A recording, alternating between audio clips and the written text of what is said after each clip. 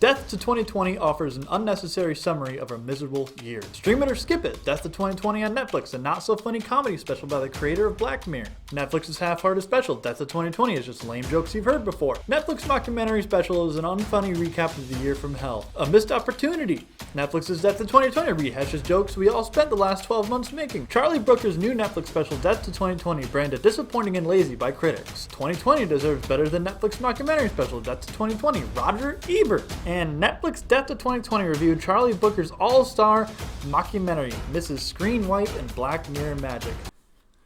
Hey, how about go fuck yourself?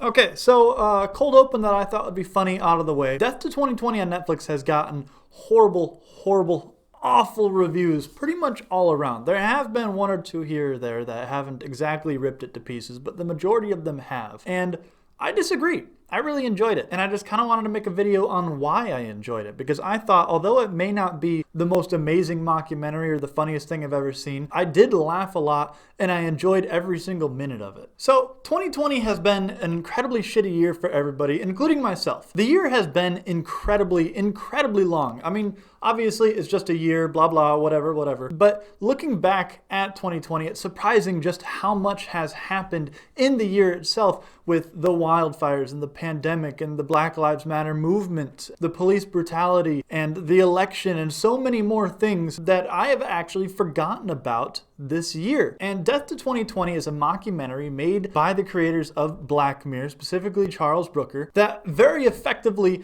recaps the story of 2020 through news stories and interviews with fake people played by massive celebrities that keeps you entertained and laughing while recounting all the events of this just horrific, awful, terrible pile of shit fucking year. Which after a year like this, I believe is pretty necessary. Because like I said, I had forgotten that the Australian fires happened this year. It was the first thing that was brought up in this mockumentary. It was one of the very first lines delivered as a joke from the narrator. And I looked over at my wife while I was watching this and I was like, wait, the Australian fires were this year? Are you kidding me? And reliving this year, even in a 1-hour mockumentary, isn't exactly an easy thing. Everybody has had difficult times this year. As a collective whole of the world of America, of just even communities, we have all had a difficult time and nobody wants to relive 2020. Revisiting it is probably an important thing. And I'm not going to get more deep into it. I'm not going to analyze the psychology behind why we need to reflect on the events and the tragedies of this year to learn from it. That's not exactly my thing. I'm just telling you why I think this was a good thing to watch and very entertaining to watch. And it's entertaining because I laughed my ass off all the time at this because every single line is delivered as a joke. And it's delivered as a joke towards everybody. If you're a Democrat and you hate Trump, there's a million Trump jokes in this for you. They introduce him by calling him experimental pigman Donald Trump. If you're a Republican and you don't like Democrats, there's a million jokes in here about Joe Biden being old and shit. One thing that was very funny to me is I went into this with my wife not realizing that it was a mockumentary, not realizing what it was. I had only seen it right there on the screen and I saw that they used news clips and I saw it had famous people and I just kind of clicked into it thinking, oh cool, they're going to recap the year with these famous names. And this has a lot of famous names I'll get into in just a second. And then it caught me off guard with the fact that you're introduced to Samuel L. Jackson first, and he's playing a reporter for the New York Times, being very Samuel L. Jackson-y, but obviously not being Samuel L. Jackson. Then you got Kumail Nanjiani, who's obviously playing an offshoot of Jeff Bezos, a billionaire who watches a Greta Thunberg presentation and sees that the world is in chaos and uses his trillions of dollars to hollow out a mountain and live in there. One of my favorite lines in the entire mockumentary is one of the interviewers asks him, but don't people call you selfish? And he replies, just as plain as can be, I don't know, this place is soundproof. It's hilarious, and that's just the kind of thing that happens every other line throughout this. A lot of the most fun things to watch are the things that are the most fun for actors to do. And this small little 1-hour mockumentary was clearly very fun to do with the names they got. They got Samuel L. Jackson, Hugh Grant, Lisa Kudrow, Kumail Nanjiani, Tracy Ullman, Samson Kayo, I apologize if I'm pronouncing that wrong, Leslie Jones, Diane Morgan, Kristen Milioti. Now, I'm emphasizing that because I realized in my video about Palm Springs, I called her Christina Milioti about 1,000 times, and I apologize. I may have heard it from about a dozen people. Anyway, Joe Keery, Lawrence Fishburne as the narrator, that's amazing, and Angelo Irving. Now, if that's not just one of the most stellar casts ever of people that signed on for maybe 10 minutes of screen time, and the roles these people play are absolutely hilarious. You have Samuel L. Jackson, like I said, playing a New York Times reporter who's talking about all the ridiculous things through the eyes of a reporter that happened this year. Don't be filming this for one of those casual introductory shots, please. Shit's demeaning. Then you have Lisa Kudrow, who's playing, I'm gonna call her, how do I say it without being controversial? Fuck it. She's playing a Trump supporter, Republican politician ally. The whole impeachment thing was baseless, okay? So the Democrats claim that Trump pressured Ukraine into digging up dirt on the Biden family, and their only real evidence of that is a transcript of him doing it. So what did he say on the transcript? What transcript? Well, you just mentioned a transcript. Check your tape. I said no such thing. You have Kumail Nanjiani playing like a Jeff Bezos type. Like I said, that's really funny.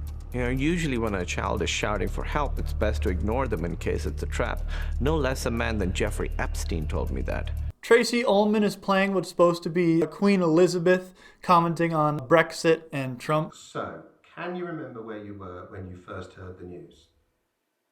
Here, in Buckingham Palace, posing for a banknote portrait. So I turned to my portable telephone machine, and there, on Meghan's Instagram, was the announcement. Well, of course. And I think that's reflected in the banknote portrait. They felt there is a degree of prejudice in Britain, which is why they moved to America, where race has never been an issue at all. Leslie Jones is playing a psychologist that has written multiple books and talking about all of this that's going on with COVID and the elections from a psychologist standpoint. I say it was a train wreck and a shit show, but that would be unfair to trains and shit.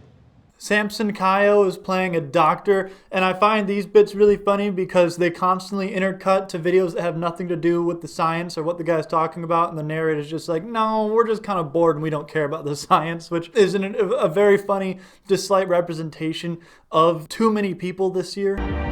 Joe Keery, who I'm a huge fan of and absolutely hilarious. I only know him from the Stranger Things, but he's just spectacular in that. Playing a millennial that has basically become a millionaire by just faking his support for Black Lives Matter and being like, oh, I do everything I can. I share the black squares on Instagram. I go and I shout my support in Black communities, and I share the videos online of me reacting to all this. And he's just become a millionaire on social media. Well, I work a lot of jobs in the lockdown. I've had to reposition them to work on Zoom, you know. Like I DJ gender neutral gender reveal parties. Really important. I work as a life coach. Amy, you can. Okay, Amy, believe in yourself, okay? You can. Just shut up. The two funniest characters that they go back to, I think, is Diane Morgan, who's playing the least interesting, most average person in the world. And she's British and she's watching America, saying that she discovered it and thinks it's like a reality show. Thinks it's a little bit outlandish, but it makes for good television. They put me off using hands whatsoever. So I started doing absolutely everything with my elbows instead.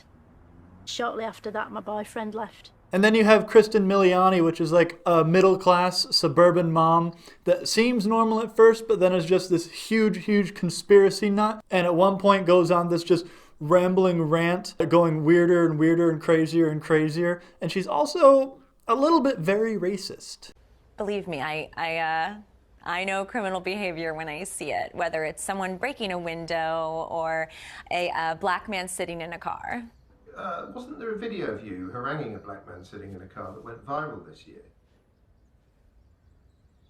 And I'm telling you, this is my car. But I'm sure you'll prove that with some ID. Yeah. Hello, Editor's Cam here. I forgot Hugh Grant, so here you go. Because, of course, at the very moment that we were preoccupied with fighting each other, the coronavirus was steadily bearing down upon us.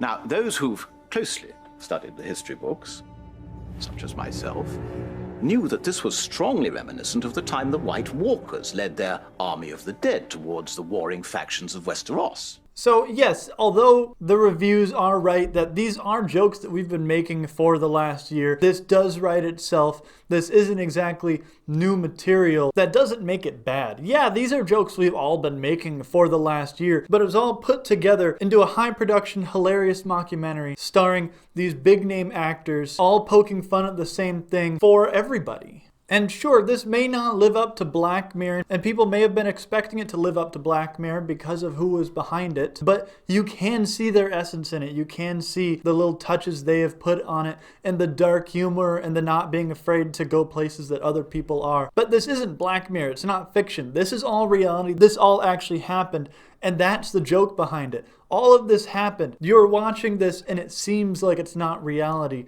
because of the way they're telling it, but it is reality. And to people saying, oh, this is too sensitive of a subject, they shouldn't have talked about this, it's too early to be making jokes about this. Comedy is just tragedy plus time. Time plus tragedy equals comedy. Yeah, granted, I mean, it came out in 2020, so we didn't exactly have the time. But that's where you get the people from Black Mirror that don't really give a shit if they push people's buttons, you know? I think in time, people will grow to like this. I think that maybe release it next year and people would have taken it a lot better. Maybe people are just too sensitive on the subject, but despite that, I found myself enjoying every single moment that I watched this. So there we go. That's my opinion. I think that eventually this is going to be a cult classic. Maybe not now, but that's okay.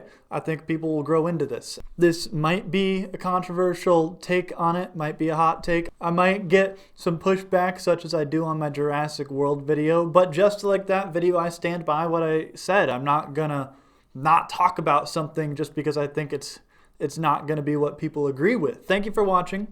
Make sure to like, comment, subscribe, check out my other videos, and welcome to 2021.